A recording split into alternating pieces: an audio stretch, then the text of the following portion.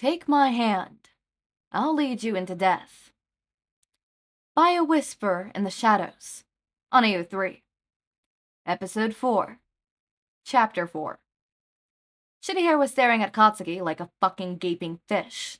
Stopping so suddenly on their journey, the group of girls behind them rambled straight into him. The usually chivalrous idiot didn't say anything, just continued to stare at Katsuki as though he had fucking pissed in his dinner, leaving Katsuki to grunt an apology as the group scampered away. Fucking inconvenient little shit. What, Shitty Hair? You gonna stand there and stare at me? Come on, fucking move, you're blocking the goddamn traffic. The blonde groused, kicking at the other shopping bags before leaving him behind. Katsuki had walked a good 10 feet before he heard scampering behind him as the redhead caught up. Whoa, Cats, wait. You think that the Reaper was there the night you fought Stain? Katsuki gave a curt nod. You think he, saved your life? Another nod. And you've been thinking about this for almost a month, and you didn't think, hey, maybe I should let Aizawa-sensei, one of the head honchos of the case, and basically the whole class's dad, know about this very vital piece of information? Another nod, though with a slight grimace. Are you crazy?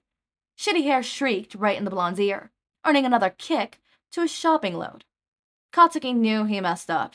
He knew he should have said something to anyone, sooner, but he just couldn't. In all honesty, he didn't really want to believe it, because really, who on fucking earth would the Reaper even think to save him? It made zero fucking sense, and Katsuki knew that. He didn't want to sound like he was spouting shit or obsessive, but the longer he left it, the more obsessive he became. The way they were put on the case to be extra set of eyes if something came up, and Katsuki knew that this classified as something important, but it's not like they could actually do anything about it. Stain was a whole year ago. Anything that situation could have helped with was probably washed away after a month, considering how slippery this villain was. He really didn't want to go through the whole system of reporting it, only to be told that it was useless. He was just so fucking tired, though. Aizawa had warned him not to become obsessed, and Katsuki was fucking smart. He knew how to manage his time well, how to prioritize school or training depending on what he needed. But this whole thing had messed with his system. It wasn't like his grades were slipping or he wasn't keeping up with his training, but he was getting sloppy, making stupid mistakes he thought he had wiped out in middle school, all because his usual early nights had been ripped away in favor of searching Reaper, or connecting invisible dots to make sense of, or try dispelling the entire theory that literally fucking villain decided to save his life. And maybe his research was an extra to not sleep, so he could ward off the nightmares that seemed to be getting more and more frequent. Not that he'll ever fucking admit that out loud. Whatever the case, he knew he had to stop. He knew he had to tell someone. Shitty Hair wasn't the best to inform, but while they were shopping, just the two of them, Katsuki couldn't help when he just blurted it out. He was seriously regretting it now. Okay.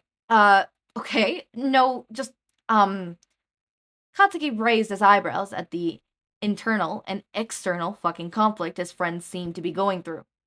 Sorry, bro, Shitty Hair sighed heavily, shifting the bags in his hands. I just can't really wrap my head around the whole thing. Like, you really think they saved you?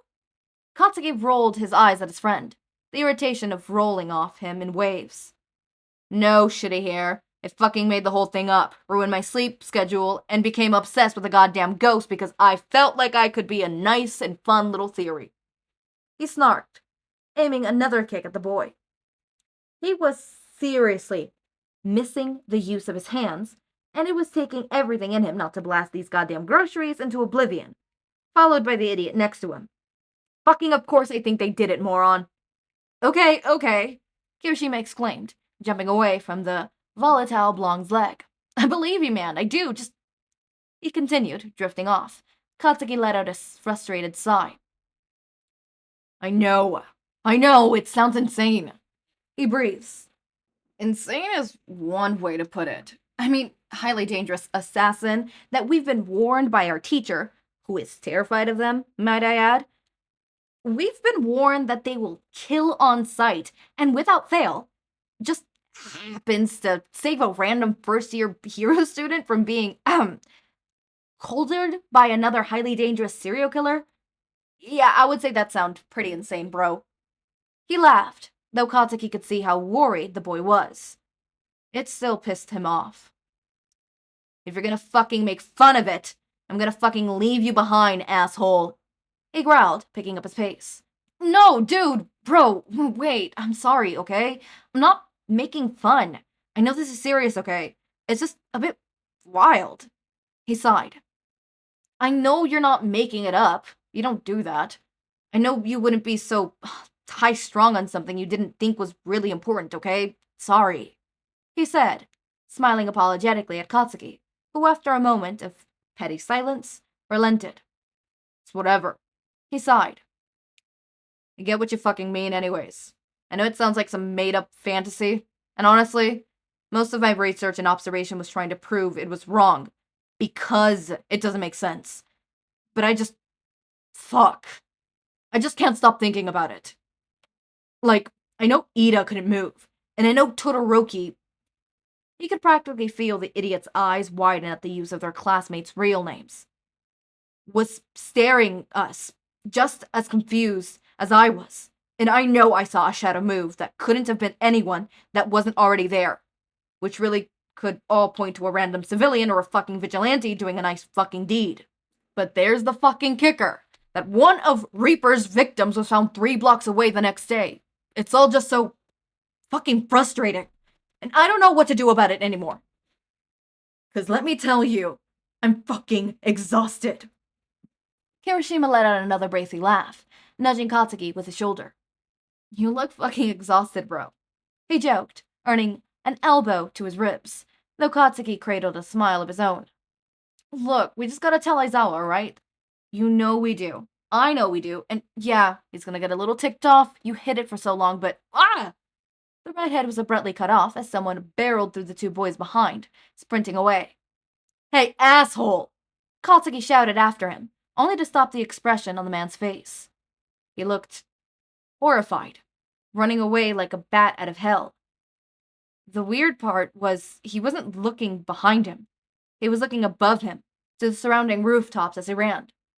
What the? The blonde mumbled before taking off after the man, ignoring Kirishima's protest from behind.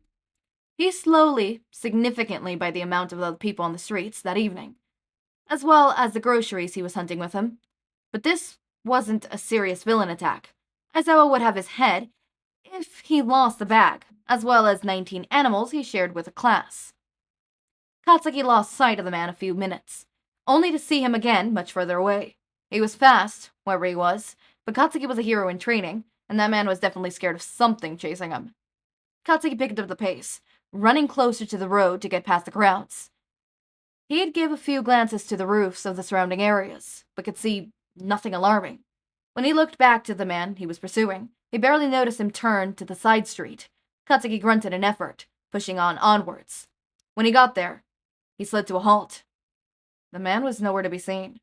Blonde groaned in frustration before walking down the small street, which seemed almost deserted with people. Honestly, it was giving Katsuki the creeps. He could be panting behind him and quickly peeking over his shoulder, showing Kirishima catching up. Before he could, however, a glance down one of the adjoining alleyways had him freezing for a whole new reason. Though it was dark, the outline of a body lying still in the middle of the path could easily be seen. Katsuki dropped his bags as he pushed his feet towards the body.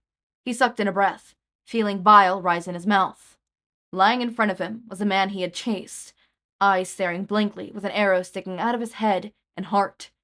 The telltale tarot of death glaring up at Katsuki from the next man's head. Kirishima's voice sounded from behind, before red eyes launching come upwards. It was telling all of Katsuki's willpower to keep him in. He was taking his phone out to call Aizawa when a sudden burst of flapping wings had him looking up. There, he could see a flock of pigeons taking off. A shadow in the midst of them had Katsuki dropping his phone to the ground.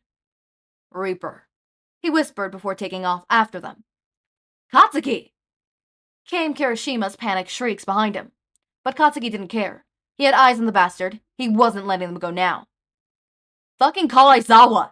He shouted back before landing on the rooftop.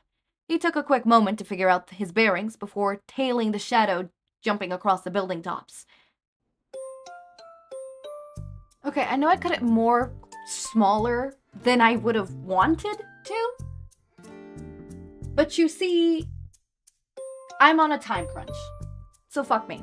Don't actually. I have a boyfriend. Okay, and a husband. Okay, but this is interesting. Do I think Katsuki is gonna get hurt by Reaper? No. I think this is something that they're gonna catch on to. Be like, okay, what makes Katsuki so important that this villain wouldn't kill them? Ooh, shit. I might do that. Sorry, I just got an idea for a fic, and ooh! Because I have a mystery, because I was like, oh my god, this would be super cool if we didn't know that Reaper was Izuku, and we were completely in the blind. Because that's kind of what happens in one of my fics. There is a villain where you're completely in the blind. You do not know who this villain is, at least their civilian name, right? And you see these two villains, I would say three, but is that person really a villain? Let's be honest. Mans is just there. And you're like, what is happening? What is going on? Like, you're intrigued, but you're not fully intrigued kind of situation.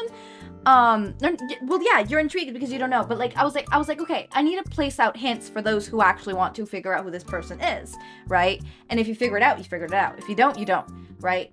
And I was like, how am I gonna do it? And I just realized how I'm gonna do it, and I love it. But anyways, they're obviously probably gonna figure out like, okay, what makes Katsuki so important?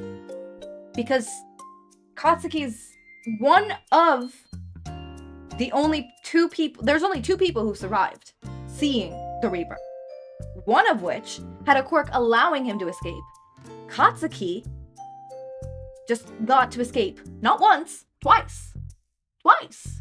So, hopefully they piece things together. I'm really interested on how this is going to develop. I wonder how Aizawa is going to take Bakugou's story, how he's going to take this. He's definitely going to get fucking reprimanded for this because, like, what...